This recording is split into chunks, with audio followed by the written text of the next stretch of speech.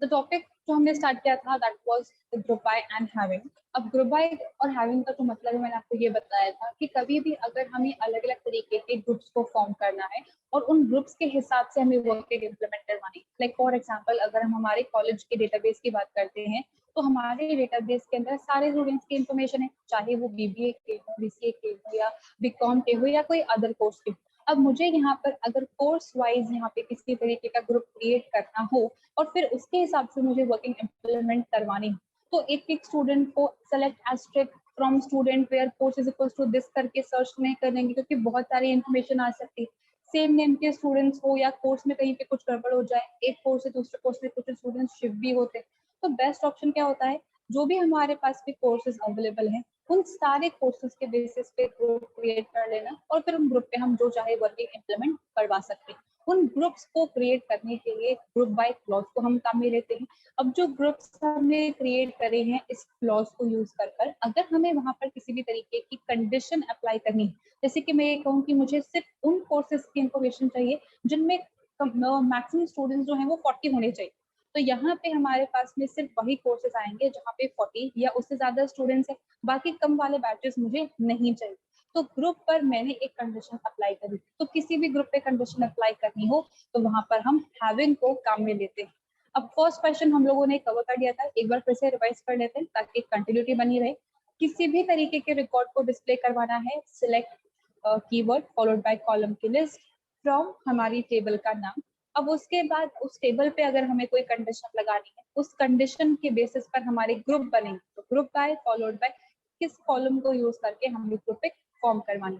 तो सबसे पहला जो हमारा क्वेश्चन था वो ये था, display maximum salary of each department. अब मैक्सिमम सैलरी अगर हमें पता लगानी है एम्प्लॉय टेबल में से तो हम मैक्स फंक्शन को काम में ले सकते हैं, लेकिन मुझे पूरे टेबल में से मैक्सिमम सैलरी नहीं चाहिए। मेरे टेबल के अंदर जितने डिपार्टमेंट्स हैं यानी कि 10, 20, 30, उन तीनों डिपार्टमेंट्स की मैक्सिमम सैलरी की मुझे रिक्वायरमेंट है, तो मुझे पहले तीनों डिपार्टमेंट को अलग अलग करना पड़ेगा, तभी तो मैक्सिमम सैलरी निकल के आएगी। तो उन तीनों डिपार्टमेंट्स की ग्रुपिंग के लिए हम ग्रुप बाय क्लॉज को काम में लेते हैं। तो क्वेरी जो है हमारी वो कुछ इस तरीके की बनेगी, select max of sal comma DPTNO from EMP group by DPTNO. देखिए अगर मैं यहाँ पे सिर्फ मैक्स ऑफ सैलरी को डिस्प्ले करवाऊंगी तो मेरे पास में 3 मैक्सिमम सैलरी निकल के आ जाएगी। अब सिर्फ तीनों मैक्सिमम सैलरी नहीं चाहिए, मुझे डिपार्टमेंट नंबर भी तो पता लगाना है कि 10 की मैक्सिमम सैलरी कौन सी, 20 की मैक्सिमम सैलरी कौन सी, 30 की मैक्सिमम सैलरी कौन सी। इसीलिए मैंने यहाँ पे मैक्स सेल के बाद में डीपीटीएनओ कॉलम का नेम भी मेंशन किया है। अब सारी इंफॉर्मेशन है ईएमपी टेबल के अंदर और यहाँ पे मैंने लिखा है ग्रुप बाय डीपीटीएन। तो हमारी एम्प्लॉय टेबल के अंदर डिपार्टमेंट कॉलम में जितनी भी सिमिलर टाइप की वैल्यू है उन सिमिलर टाइप की वैल्यूज का ग्रुप बन जाएगा और फिर उनमें से हमें मैक्स सैलरी निकल के हमारी स्क्रीन पर डिस्प्ले करवा दी जाएगी। अब इसका एग्जीक्यूशन हमने देख लिया था, तो हम नेक्स्ट क्वेश्चन डिस्कस कर लेते हैं। ठीक है, नेक्स्ट है हमारे पास में display total employees for each department number. अब पूरे एम्प्लॉइज का टोटल काउंट नहीं चाहिए, हर डिपार्टमेंट में कितने एम्प्लॉइज है उनका मुझे टोटल काउंट चाहिए। फिर से डिपार्टमेंट के बेसिस पे ग्रुपिंग इंप्लीमेंट करनी पड़ेगी। अब करना क्या है, हमें यहाँ पे काउंट परफॉर्म करना, तो किसी भी तरीके का काउंट ऑपरेशन अगर हमें परफॉर्म करना हो किसी भी ग्रुप पर तो उसके लिए काउंट नाम का फंक्शन हमारे पास में अवेलेबल है, तो मैंने उसी को ही यहाँ पे काम में लिया। Select GPTNO, count of EMPNO from EMP group by DPTNO। तो अब यहाँ पे होगा क्या, हमारे पास पे आउटपुट के अंदर दो कॉलम्स आएंगे, पहले के अंदर डिपार्टमेंट नंबर डिस्प्ले हो रहा होगा और दूसरे के अंदर काउंट डिस्प्ले हो रहा होगा, और ये इन्फॉर्मेशन आएगी ईएमपी टेबल में से ग्रुपिंग करने के बाद। तो डिपार्टमेंट नंबर 10, 20 और 30 तीन ग्रुप्स मेरे पास में बनेंगे, यानी कि तीन वैल्यूज इस कॉलम के अंदर आके डिस्प्ले होगी और फिर उनका काउंट आएगा। अब देखिए यहाँ पे अगर आप चाहो तो आप काउंट एस्ट्रिक भी लिख सकते हो। अब चाहे आप काउंट एस्ट्रिक लिखो या आप किसी एक स्पेसिफिक प्राइमरी की को मेंशन करो, काउंट तो हमारे रिकॉर्ड भी हो रहे हैं, तो यहाँ पे हम एस्ट्रिक भी मेंशन कर सकते हैं और ईएमपीएनओ भी मेंशन कर सकते हैं। ईएमपीएनओ का मतलब है जो हमने प्राइमरी की सेट करी, एम्प्लॉय की आईडी जो, तो हर डिपार्टमेंट नंबर में मैंने एम्प्लॉय आईडी की को काउंट कर लिया, जितने एम्प्लॉय आईडी है उतना ही तो मेरा एम्प्लॉय का टोटल काउंट होगा। इसीलिए यहाँ पे इस कॉलम को मैंने काम में लिया, क्योंकि हो सकता है कि अगर मैंने कमीशन को मैं लिखूं सपोजिटली काउंट करने के लिए, तो हो सकता है कि कमीशन के अंदर कुछ यहाँ पे डेटा हो ही नहीं, नल कंसिडर हो रहा हो, या मैंने उसको स्किप ही कर दिया, या टेबल में किसी तरीके की इनकंसिस्टेंसी आ गई, तो हमारे पास में कुछ डेटा कभी कभी लॉस हो सकता है, तो गड़बड़ा सकती है। किसी भी तरीके का एग्रीगेट टास्क हम परफॉर्म कर रहे हैं काउंट जैसा, तो मेक श्योर कि यहाँ पे हम हमेशा प्राइमरी की ही मेंशन करें, क्योंकि प्राइमरी की ना ही नल हो सकती है और ना ही वो डुप्लीकेट हो सकती है, तो ये हमें प्रॉपर काउंट रिटर्न करके देता है। तो एक बार हम इसे एग्जीक्यूट करके देख लेते हैं। मैंने ऑलरेडी एग्जाम की सर्विसेज को स्टार्ट कर लिया है, कंपनी डेटाबेस को मैंने सिलेक्ट भी कर लिया है। अब सिंपली एसक्यूएल पे जाके मुझे यहाँ पे अपनी क्वेरी को पेस्ट करना है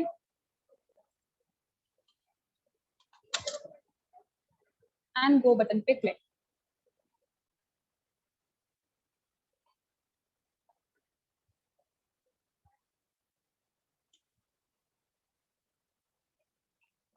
देखिए हमारे पास में आंसर आ गया है। 3 डिपार्टमेंट नंबर मेरे पास में आए हैं, 10, 20 एंड 30। 10 के अंदर 3 एम्प्लॉइज काम कर रहे हैं, 20 के अंदर 5 एम्प्लॉइज काम कर रहे हैं और 30 के अंदर 6 एम्प्लॉइज काम कर रहे हैं। तो इस डिपार्टमेंट नंबर 10 के अंदर टोटल जितने भी रिकॉर्ड्स आए थे, उन रिकॉर्ड्स की जितनी भी एम्प्लॉय आईडी थी, मैंने उनको काउंट किया है और उसके बेसिस पे मेरा टोटल काउंट ऑफ एम्प्लॉइज आ गया है हर डिपार्टमेंट के अंदर। तो कुछ इसी तरीके की वर्किंग अगर हमें इम्प्लीमेंट करनी हो, ग्रुप बना के अगर हमें काम करवाना हो, तो उसके लिए हम ग्रुप बाय क्लॉज को काम में लेते हैं। अब इन फर्स्ट 2 क्वेरीज के अंदर किसी को कुछ भी कंफ्यूजन? नेक्स्ट क्वेरी जो है हमारे पास में दैट इज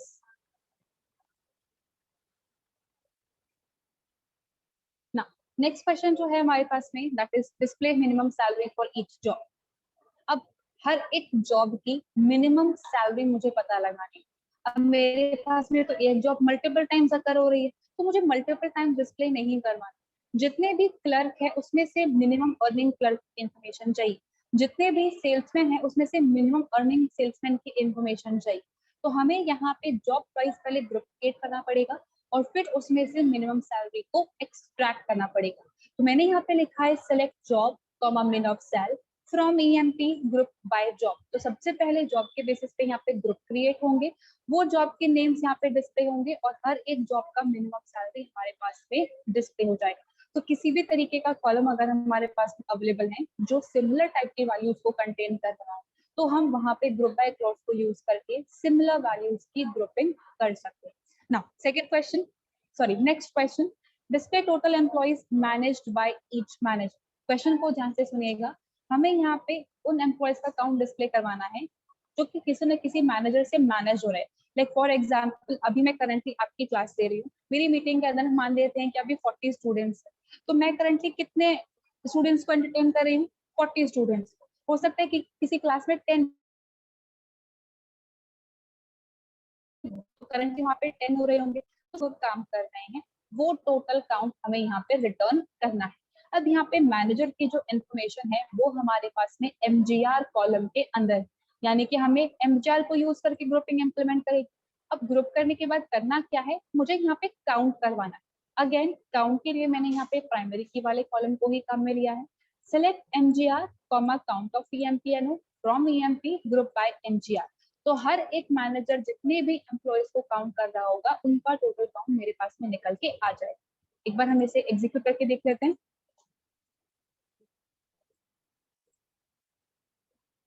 देखिए मेरे पास में यहाँ पे क्वेरी एग्जीक्यूट हो गई है।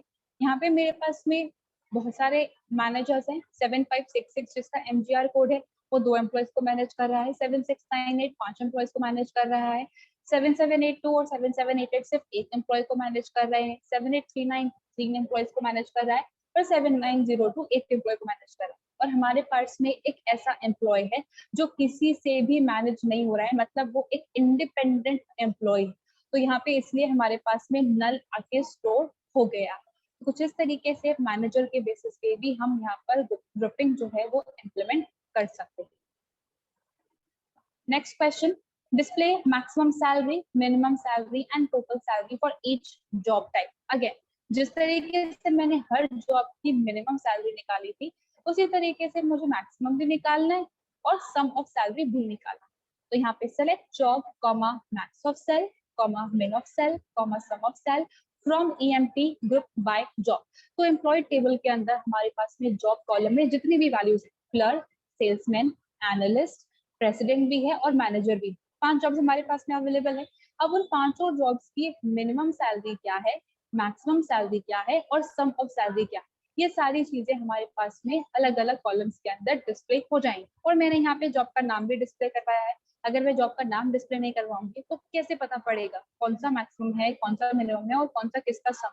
तो यहाँ पे किस जॉब की क्या इंफॉर्मेशन है वो 4 कॉलम्स मेरे पास में डिस्प्ले हो जाए। सेकेंड, सिमिलर टाइप का क्वेश्चन है हमारे पास में, अगेन जॉब पर भी, display total employees in each job. अब हर जॉब के अंदर हमारे पास में कितने एम्प्लॉय काम कर रहे हैं, डिपार्टमेंट वाइज मैंने काउंट किया था हर डिपार्टमेंट में कितने एम्प्लॉयज हैं। अब यहाँ पे मुझे जॉब वाइज कैलकुलेट करते हैं कि कितने क्लर्क, कितने मैनेजर, कितने सेल्समैन, कितने एनालिस्ट, कितने प्रेसिडेंट, ये सारी चीजें मुझे पता लगानी। तो अगेन मुझे जॉब पे ही ग्रुपिंग अप्लाई करनी है। तो select job comma count of EMP from EMP group by job. अब यहाँ पे EMP टेबल के अंदर जितनी भी जॉब्स अवेलेबल है उन सबकी ग्रुपिंग बनेगी और उनका टोटल काउंट हमारे पास में कैलकुलेट होगा। अब अगेन सिर्फ काउंट को मैं डिस्प्ले करवा दूं तो कैसे पता पड़ेगा कि कौन सा काउंट कितना है और क्या नहीं। तो मैंने यहाँ पे जॉब को भी डिस्प्ले करवाया, तो जॉब के आगे उसका जो रिस्पेक्टिव काउंट होगा वो डिस्प्ले हो जाएगा। अब ये तो थे हमारे पास में सिंपल क्वेरीज जहाँ पे हमने अलग अलग तरीके के ग्रुप्स को क्रिएट करके वर्किंग इम्प्लीमेंट करी। अब इन ग्रुप्स पे भी अगर मुझे अलग अलग तरीके की कंडीशन अप्लाई करनी हो तो हम वहां पर हैविंग क्लॉज को काम में लेते हैं।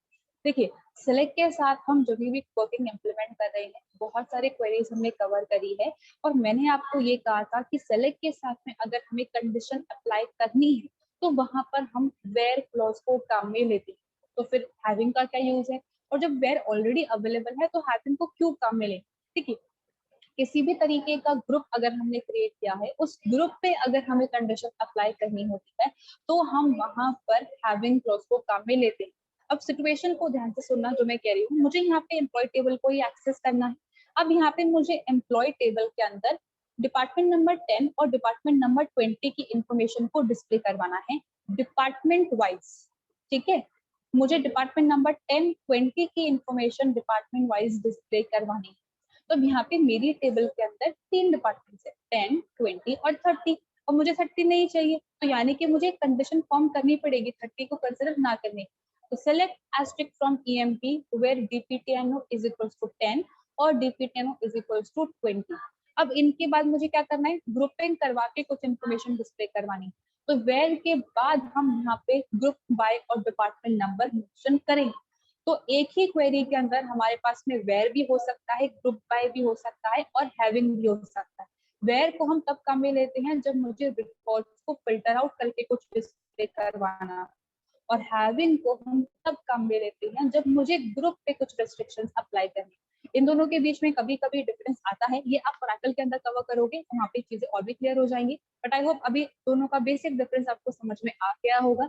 जब बेसिक रिकॉर्ड्स को एक्सट्रैक्ट करना है तो हम वेयर को काम में लेंगे, और ग्रुप पे अगर हमें कुछ फिल्टरिंग अप्लाई करनी है तो वहां पर हम हैविंग को काम में लेंगे। अब कैसे काम में लिया जाता है वो हम एग्जाम्पल से देखते हैं। Display total employees for each department. Same question हमने अभी इम्प्लीमेंट किया है, हर एक डिपार्टमेंट के बेसिस पे टोटल काउंट ऑफ एम्प्लॉयज हमें कैलकुलेट करना। तो फर्स्ट पार्ट तो बहुत ही आसान है, select DPTNO count of EMP from EMP group bye DPTNO। तो डिपार्टमेंट नंबर के बेसिस पे हमारे पास में 3 अलग ग्रुप्स क्रिएट होंगे और उन तीनों ग्रुप्स का हमारे पास में काउंट यहाँ पे कैलकुलेट होके आ जाएगा। अब यहाँ पे ये तो था पहला part of the question. Second part क्या है, total employees should not be more than 4। अब यहाँ पे total employees should not be more than 4 का मतलब ये है कि जो ग्रुप मैंने यहाँ पे क्रिएट किया है हर एक ग्रुप के अंदर 4 से ज्यादा या 4 एम्प्लॉयज नहीं होने चाहिए, उससे कम एम्प्लॉयज ही होने चाहिए। तो जब तक मेरे पास में टोटल काउंट नहीं आ जाता तब तक मैं यहाँ पे इस कंडीशन को अप्लाई नहीं कर सकती। ये है हैविंग का यूज। अगर ये कहा जाता कि डिपार्टमेंट नंबर 10 और 20 को कंसिडर करो, 10, 20 के टोटल एम्प्लॉयज को डिस्प्ले करवाना है लेकिन सिर्फ तब जब लेस देन 4 हो। तो यहाँ पे 10 और 20 के लिए वेयर को काम में लेंगे और लेस देन 4 के लिए हैविंग को काम में लेंगे। और हैविंग सिर्फ तभी काम करता है जब ग्रुप बाय काम करता है। वेयर क्लॉज को हम कभी भी किसी भी कंडीशन के साथ में काम में ले सकते, दोनों इंटरचेंजेबली काम नहीं करते। वेयर ग्रुप के साथ में काम नहीं करती है और हैविंग सिंपल स्टेटमेंट के साथ में काम नहीं करता है। तो यहाँ पे ग्रुप बाय डिपेंडेंट के बाद में मैंने लिखा है having count EMPNO less than 4। तो अब यहाँ पे मेरे पास में डिपार्टमेंट के बेसिस पे ग्रुपिंग तो होगी, टोटल काउंट भी आए, लेकिन रिकॉर्ड सिर्फ उन्हीं का ही डिस्प्ले होगा जिनका काउंट लेस देन 4 है। एक बार हम इसे एग्जीक्यूट करके देख लेते हैं।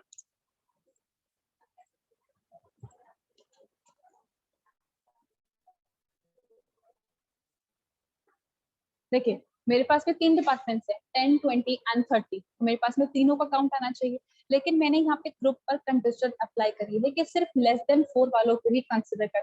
तो सिर्फ हमारे पास में एक ऐसा डिपार्टमेंट है जिसमें एम्प्लॉय लेस देन 3 है, विच इज डिपार्टमेंट नंबर 10। तो ग्रुप को क्रिएट करने के बाद अगर हमें कंडीशन अप्लाई करनी है, we can do that with the help of having clause. अब इस फर्स्ट क्वेरी के अंदर किसी को कुछ भी कंफ्यूजन?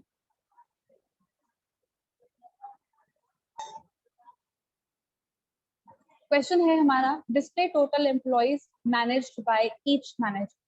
अब अभी हमने ये क्वेरी कवर करी, display total employees managed by each manager. तो select MGR from account EMPNO from EMP group by MGR। तो MGR के बेसिस पे हमारे पास ग्रुप्स बनेंगे और टोटल काउंट निकल के आ जाए। ये है क्वेश्चन का पहला पार्ट। लेकिन अभी क्वेश्चन खत्म नहीं हुआ। क्वेश्चन क्या है? Result should not contain records of manager 7, 8, 9, 6। मतलब हम यहाँ पे जितने भी ग्रुप्स क्रिएट करने वाले हैं, उस ग्रुप के अंदर 7, 8, 9, 6 वाला मैनेजर नहीं होना चाहिए। यानी कि जब ग्रुप्स को बनाने के लिए मैं रिकॉर्ड्स को एक्सट्रैक्ट करूंगी तो वहां पर 7, 8, 9, 6 नहीं होना चाहिए। तो रिकॉर्ड्स को एक्सट्रैक्ट करवाते टाइम ही हमें कंडीशन अप्लाई करवानी है, यानी कि आएगा यहाँ पर वेयर क्लॉज। अब इसके बाद भी एक और पार्ट है हमारी क्वेरी का, total employees should be more than 3। अब जब ग्रुप क्रिएट होंगे तब टोटल पे हमें यहाँ पे वर्किंग इंप्लीमेंट करना है। तो पूरी क्वेरी किस तरीके से बनेगी? Select MGR count of EMPNO from EMP group by MGR। तो MGR के बेसिस पे ग्रुप क्रिएट होंगे और यहाँ पे सारी इंफॉर्मेशन डिस्प्ले हो जाएगी। अभी जो ग्रुप मैंने फॉर्म किया है, यहाँ पे क्या होना चाहिए? 7, 8, 9, 6 को कंसिडर नहीं करना है। तो मुझे ग्रुप सिर्फ तभी फॉर्म करने हैं जब 7, 8, 9, 6 को एक्सक्लूड कर दिया गया हो, हटा दिया गया है। तो where MGR not equals to 7, 8, 9, 6, तो यहाँ पे हमारे पास में ग्रुप्स बनेंगे, बट इस MGR को कंसिडर नहीं किया जाएगा। अब इसके बाद एम्प्लॉइज 3 से ज्यादा होने चाहिए। तो having count of EMPNO greater than equals to 3। तो जब हमें रिकॉर्ड्स को एक्सट्रैक्ट करवाते टाइम कुछ कंडीशन अप्लाई करवानी हो तो वहां पर हम वेयर क्लॉज को काम में लेंगे, और जो ग्रुप्स हमने क्रिएट करने हैं उस पे हमें कंडीशन अप्लाई करनी है तो वहां पर हम हैविंग को काम में लेंगे। एक बार हम इसे एग्जीक्यूट करके देख लेते हैं।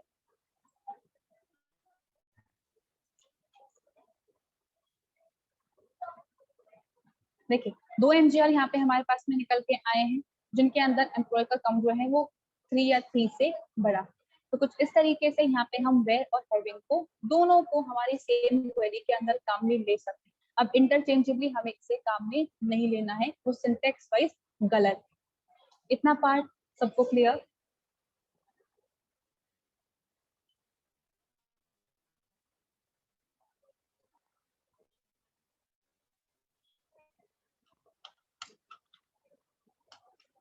Alright, moving with the next part and the actually one of the most important part, that is join।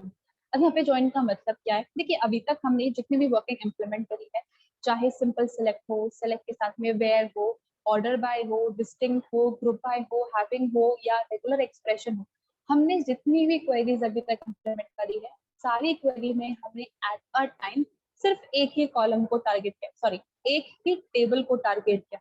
अगर मैंने रिकॉर्ड्स को डिस्प्ले करवाया है तो EMP टेबल को टारगेट किया है। अगर मुझे यहाँ पे डिपार्टमेंट रिलेटेड कुछ इन्फॉर्मेशन चाहिए थी, लोकेशन रिलेटेड कुछ इन्फॉर्मेशन चाहिए थी, तो मैंने यहाँ पर डिपार्टमेंट टेबल को टारगेट किया। एट अ टाइम हम एक ही टेबल को एक्सेस कर रहे हैं। लेकिन अगर मान लीजिए मेरे पास में एक स्टूडेंट टेबल है और मुझे उसकी कंप्लीट इन्फॉर्मेशन चाहिए, वो अभी TC लेके जाने वाला है, तो उसे यहाँ पे सारी चीजें सबमिट करनी है, कुछ कॉशन मनी है तो वो हमें रिटर्न करना होगा। तो उसका जो कॉशन मनी है और जो फीस है वो अकाउंट टेबल के अंदर, और जो हमारे पास में बुक रिलेटेड इन्फॉर्मेशन है वो लाइब्रेरी टेबल के अंदर है। और स्टूडेंट की इंफॉर्मेशन है स्टूडेंट टेबल के अंदर। 3 टेबल के अंदर डेटा प्रेजेंट है और अगर उसको कंप्लीट नो ड्यूज हमें लिखना है तो तीनों को एक्सेस करना पड़ेगा। तो एक तरीका तो ये है कि पहले तीनों टेबल को सिलेक्ट एस्ट्रिक्ट करके डिस्प्ले करवाएं। Select asterisk from em student, select asterisk from library, select asterisk from accounts, और सारी इन्फॉर्मेशन आ जाएगी। फिर सर्च करो कि उसका रोल नंबर कहाँ पर है। बहुत ही ज्यादा टाइम कंज्यूमिंग प्रोसेस है। अब टाइम कंज्यूमिंग के साथ साथ बहुत ज्यादा कॉम्प्लिकेशन लेवल भी बढ़ जाएगा। इतने सारे स्टूडेंट्स की लिस्ट में से एक स्टूडेंट को सर्च करना, तो बेटर ऑप्शन क्या है, एक मल्टीपल टेबल्स को एक साथ एक्सेस करना। तो कभी भी अगर हमें मल्टीपल टेबल्स पे एक साथ वर्किंग इम्प्लीमेंट करनी होती है, यानी कि एक क्वेरी एग्जीक्यूट करूं और सारी टेबल्स में से डेटा निकल के आ जाए, उसके लिए काम में लिया जाता है जॉइन क्लॉज। अब MySQL के अंदर हमारे पास में 3 तरीके के जॉइन अवेलेबल हैं, यानी कि मल्टीपल टेबल्स को आपस में कनेक्ट करने के लिए हम 3 तरीके के प्रोसीजर्स को फॉलो कर सकते हैं। सबसे पहला है हमारे पास में इनर जॉइन, फिर है आउटर जॉइन और उसके बाद है क्रॉस जॉइन। देखिए, सबसे पहला जो हमारे पास में ऑप्शन है इनर जॉइन। इनर जॉइन का मतलब होता है कि हमारे टेबल के अंदर जितनी भी कॉमन इंफॉर्मेशन, उस कॉमन इंफॉर्मेशन को डिस्प्ले करवाना। लाइक फॉर एग्जांपल, मैं अगर एम्प्लॉय और डिपार्टमेंट टेबल की अभी बात करूं, तो मेरा जो एम्प्लॉय टेबल है, ईएमपी टेबल है, उसके अंदर 3 डिपार्टमेंट है, 10, 20 एंड 30। लेकिन अगर मैं डिपार्टमेंट टेबल की बात करती हूँ तो वहां पे 4 डिपार्टमेंट्स हैं, 10, 20, 30, 40। अब कॉमन इन्फॉर्मेशन क्या हुई, जो सबके अंदर एग्जिस्ट है, और सबके अंदर क्या एग्जिस्ट कर रहा है, डिपार्टमेंट 10, 20 और 30। तो कभी भी अगर हमें इस कॉमन इंफॉर्मेशन पे इम्प्लीमेंटेशन करना है तो हम इनर जॉइन को काम में लेते हैं। अगर मुझे यहाँ पे कुछ एक्स्ट्रा इंफॉर्मेशन भी चाहिए, जैसे कि मुझे डिपार्टमेंट टेबल का जो 40 डिपार्टमेंट नंबर है उसको भी एक्सेस करना है, वो कॉमन नहीं है, वो अनकॉमन इंफॉर्मेशन है, क्योंकि वो एम्प्लॉय टेबल के अंदर एग्जिस्ट ही नहीं कर रहा। तो कभी भी किसी भी तरीके की कॉमन इंफॉर्मेशन के साथ साथ अगर हमें कोई एक्स्ट्रा इंफॉर्मेशन भी एक्सेस करनी हो तो उसके लिए हम आउटर जॉइन को काम में लेते हैं ना। Next is cross join. Cross join का सिंपली मतलब होता है कार्टेशियन प्रोडक्ट रेडी करना। अब कैसे काम करता है, जब एक एक करके क्वेरीज कवर करेंगे तो आपको और क्लियर हो जाएगा। सबसे पहले हम इनर जॉइन स्टार्ट कर रहे हैं। इनर जॉइन मतलब दोनों टेबल के अंदर जो कॉमन इंफॉर्मेशन है मुझे उसे प्रिंट करवाना है। अब क्वेश्चन को ध्यान से सुनिएगा। Display employee name, D name, location and EMPNO of all employees. अब यहाँ पे ठीक है, एम्प्लॉय की इंफॉर्मेशन डिस्प्ले करवाना है वो तो कर देंगे, कोई प्रॉब्लम नहीं। लेकिन अगर मैं EMP टेबल की बात करूं तो EMP टेबल के अंदर एम्प्लॉय का नाम मिल जाएगा, एम्प्लॉय का नंबर भी मिल जाएगा, लेकिन लोकेशन और डी नेम यानी कि डिपार्टमेंट का नेम नहीं है, वो तो डिपार्टमेंट टेबल के अंदर है। तो अब 2 टेबल में से डेटा आ रहा है, तो जब भी 2 या 2 से ज्यादा टेबल में से डेटा लेके आना हो मतलब ज्वाइन करना है, तो सबसे पहले जो हमारे पास में यहाँ पे कीवर्ड आएगा दैट इज सेलेक्ट, क्योंकि रिकॉर्ड्स को डिस्प्ले करवाना। उसके बाद आता है हमारे पास में कॉमा सेपरेटेड कॉलम्स की लिस्ट। तो मैंने यहाँ पे लिखा E name, comma D name, comma LOC, comma EMPN। यही 4 चीजें मुझे डिस्प्ले करवानी है। अब ये 4 चीजें हैं कहाँ पे, EMP और DPT टेबल के अंदर। तो मैंने यहाँ पे लिखा है फ्रॉम EMP join DEPT। तो अब एम्प्लॉय टेबल को और डिपार्टमेंट टेबल को आपस में ज्वाइन कर दिया जाएगा और ज्वाइन करने के बाद इन चारों कॉलम्स के डेटा को डिस्प्ले करवाया जाएगा। लेकिन यहाँ पे ज्वाइन किस बेसिस पर होगा, मेरे एम्प्लॉय टेबल के अंदर 13 रिकॉर्ड्स हैं और डिपार्टमेंट के अंदर 4 रिकॉर्ड्स हैं। दोनों आपस में किस बेसिस पर कनेक्ट होंगे, किस बेसिस पर यहाँ पे ज्वाइनिंग परफॉर्म होगी, कैसे रिकॉर्ड्स को डिस्प्ले होंगे। तो यहाँ पर सिर्फ ज्वाइन क्लॉज को लिख देना और काम हो जाए ऐसा नहीं, किस बेसिस पर हमें टेबल को ज्वाइन करवाना है वो भी हमें यहाँ पे मेंशन करना होता है, और वो कहलाती है हमारी ज्वाइनिंग कंडीशन। देखिए, 2 चीजों को अगर आपस में कनेक्ट करना हो तो हमें कोई ना कोई एक मीडियम पॉइंट तो चाहिए ना, जिस जहां पर आके दोनों कम्युनिकेट करेंगे, जहां पर दोनों आके कनेक्ट होंगे। तो सिमिलरली जब हम ज्वाइनिंग ऑपरेशन परफॉर्म कर रहे हैं तो जिन 2 टेबल्स को हम कनेक्ट करने का ट्राई कर रहे हैं उनके बीच में एक कॉमन कॉलम होना चाहिए, तभी तो वैल्यूज मैच करेंगे और तभी तो सारा डेटा एक दूसरे से इकट्ठा मर्ज होकर डिस्प्ले होगा। तो अगर मैं EMP की बात करती हूँ और मैं DPT की बात करती हूँ तो इन दोनों टेबल्स के अंदर हमारे पास में सिर्फ एक कॉलम है जो कि कॉमन है, that is department number. Department table का जो डिपार्टमेंट नंबर कॉलम है इट इज द प्राइमरी की, लेकिन EMP टेबल के अंदर जो डिपार्टमेंट नंबर कॉलम है वो है फॉरेन। लेकिन यहाँ पे वैल्यूज तो वही आ रही हैं जो डिपार्टमेंट टेबल के अंदर है। तो कॉमन कॉलम के बेसिस पर ही यहाँ पर ज्वाइनिंग ऑपरेशन परफॉर्म होता है।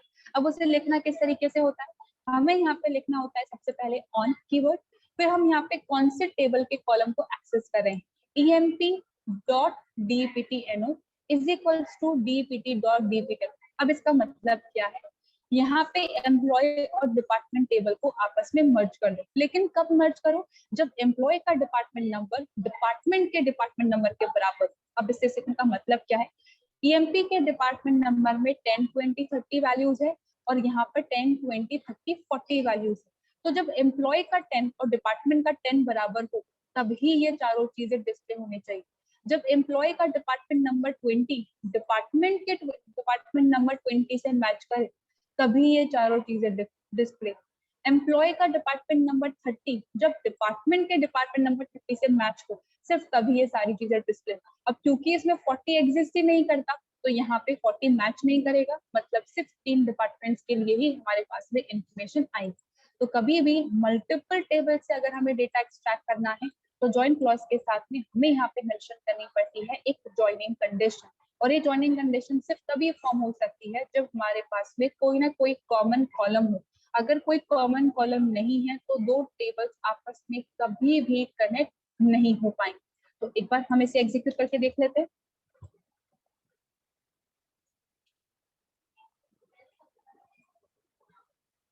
देखिए यहाँ पे मेरे पास में 4 कॉलम्स आए हैं, E name, D name, LOC and ईएमपीएन।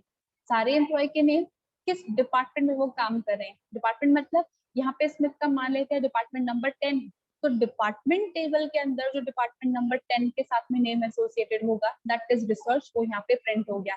Location that is Dallas और एम्प्लॉय नंबर दैट इज 7369। तो कुछ इस तरीके से हम दो टेबल्स को आपस में कनेक्ट कर सकते हैं using joining condition and join clause. अब देखिए बहुत से एग्जांपल्स में कभी कभी ऐसा होता है कि यहाँ पर इनर ज्वाइन लिखा हुआ होता है, तो चाहे आप इनर ज्वाइन पूरा लिखो या फिर आप खाली ज्वाइन लिखो, बाय डिफॉल्ट यहाँ पर इनर ज्वाइन ही परफॉर्म होगा, मतलब कॉमन इंफॉर्मेशन के बेसिस पे वर्किंग इंप्लीमेंट होगा। अगर आउटर ज्वाइन करवाना है तो आउटर लिखना पड़ता है, क्रॉस ज्वाइन करवाना है तो क्रॉस लिखना पड़ता है, but inner is by default. This was the very first query. इसके अंदर किसी को कुछ भी confusion?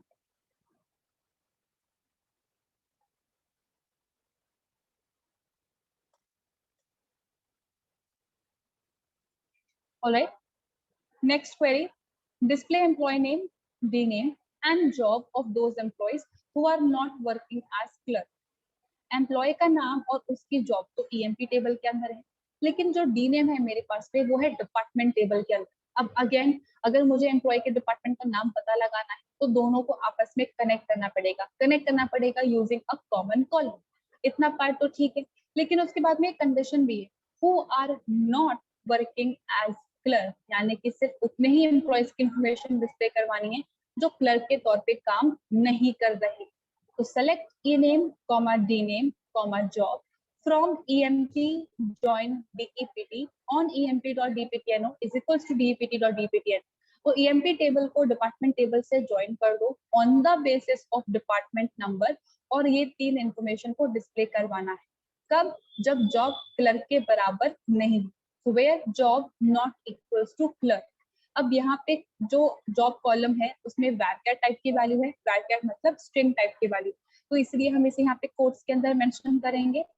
Second thing is not equals to operator, चाहो तो एक्सक्लेमेशन इक्वल्स टू को भी काम में ले सकते हो या फिर ये ओपनिंग और क्लोजिंग जो एंगुलर सिंबल्स है हमारे पास में जैसे कि लेस देन और ग्रेटर देन का सिंबल होता है आप वो भी काम में ले सकते हो। दोनों का आउटपुट जो है वो हमारे पास में सेम आने वाला है।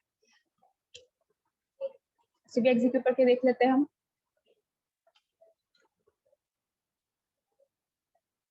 देखिए यहाँ पे हमारे पास में एम्प्लॉय के नाम, डिपार्टमेंट का नेम और जॉब आ गई।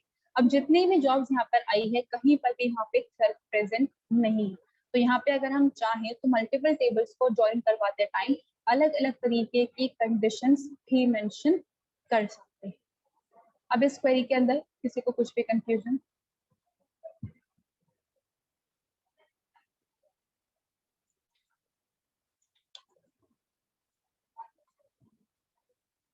ना, अभी हमने ग्रुप बाय क्लॉज कवर किया था, ग्रुप्स को फॉर्म करने का। तो अगर मुझे यहाँ पे ज्वाइनिंग के साथ में भी ग्रुप बाय को काम पे लेना है तो वो भी हम यहाँ पे इम्प्लीमेंट कर सकते हैं। Display maximum salary for each job location, salary किसके अंदर है, ईएमपी टेबल के अंदर। लेकिन अब मुझे यहाँ पे job wise salary, department wise salary या एमजीआर वाइज सैलरी कैलकुलेट नहीं करनी, मुझे यहाँ पर लोकेशन वाइज सैलरी कैलकुलेट करनी है। मेरी कंपनी 4 अलग सिटीज में है, तो अजमेर का जो लोकेशन है वहां पर मैक्सिमम अर्निंग एम्प्लॉय कौन सा है, दिल्ली में जो मेरी एक ब्रांच है वहां पर मैक्सिमम अर्निंग एम्प्लॉय कौन सा है। तो लोकेशन के बेसिस पर मुझे यहाँ पे वर्किंग इम्प्लीमेंट करवानी है। लेकिन यहाँ पे लोकेशन तो डिपार्टमेंट टेबल के अंदर है और सेल जो है वो ईएमपी के अंदर है, मतलब दोनों टेबल को आपस में कनेक्ट करना पड़ेगा। तो कभी भी मल्टीपल टेबल्स को कनेक्ट करना हो, we always use joint clause. तो select LOC comma max of sal from EMP joint DEPT on emp.dptno is equals to dpt.dptno group by LOC। तो एम्प्लॉय और डिपार्टमेंट टेबल आपस में ज्वाइन होंगे on the basis of department number, और जो records हमारे पास में निकल के आएंगे लोकेशन वाइज उनकी ग्रुपिंग होगी। अब उस ग्रुप का नाम यानी कि डैलस या न्यूयॉर्क, लंदन और लोकेशन के साथ में हर एक लोकेशन की मैक्सिमम सैलरी। तो कुछ इस तरीके से हम यहाँ पर वर्किंग इम्प्लीमेंट कर सकते हैं। अब जिस तरीके से मैंने यहाँ पे ग्रुप बाय को काम में लिया है, अब यहाँ पे आपको किस तरीके की कंडीशन अप्लाई करवानी, मैक्सिमम सैलरी सिर्फ कभी डिस्प्ले हो जब वो 10,000 से ज्यादा है। तो having max sal greater than 10,000, हम यहाँ पे ग्रुप स्ट्रिक्ट कंडीशन भी अप्लाई कर सकते हैं। तो वो सारी चीजें भी यहाँ पे इम्प्लीमेंट हो सकती है। अब देखिए location Chicago, Dallas and New York, 9,500, 3,000 and 5,000। तो लोकेशन वाइज मैंने ग्रुपिंग करी और हर एक लोकेशन का मैक्सिमम सैलरी मैंने कैलकुलेट कर लिया। कुछ इस तरीके से भी यहाँ पे वर्किंग इम्प्लीमेंट हो सकती है। अब इस एग्जाम्पल के अंदर किसी को कुछ भी confusion?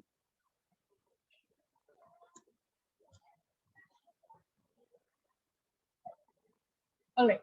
Now the last query for today's session, that is display department number, EMP number and location of all employees. देखिए यहाँ पे जब हम किसी भी तरीके का ज्वाइनिंग ऑपरेशन परफॉर्म कर रहे हैं तो ऑन को यूज कर हम वहाँ पे कंडीशन मेंशन कर रहे हैं, लेकिन हम यहाँ पर कंसिडर तो कॉमन कॉलम को ही कर रहे हैं ना, है तो डिपार्टमेंट नंबर कॉलम ही, चाहे ईएमपी टेबल हो या फिर हमारे पास में डिपार्टमेंट टेबल हो।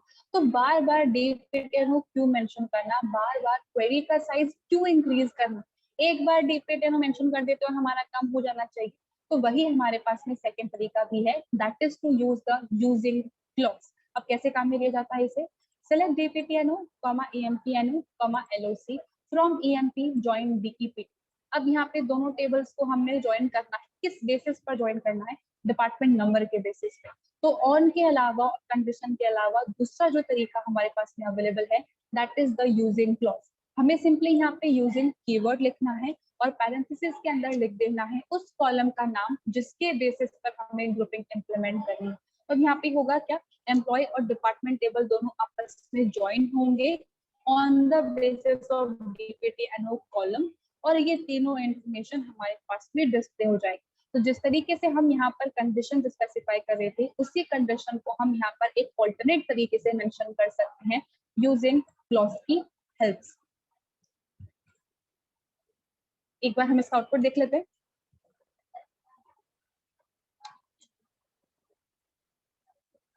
देखिए डिपार्टमेंट नंबर के बेसिस पे हमारे पास में ग्रुपिंग इम्प्लीमेंट हो गई है, एम्प्लॉय नंबर और यहाँ पे लोकेशन भी हमारे पास में आ गया है। तो अगर हम चाहें तो यहाँ पर ऑन कंडीशन को यूज करके वर्किंग इम्प्लीमेंट करवा सकते हैं या फिर आप यूजिंग क्लोज को भी काम में ले सकते हैं। This was the last query for our session. किसी को भी इस पार्ट में कुछ भी कंफ्यूजन?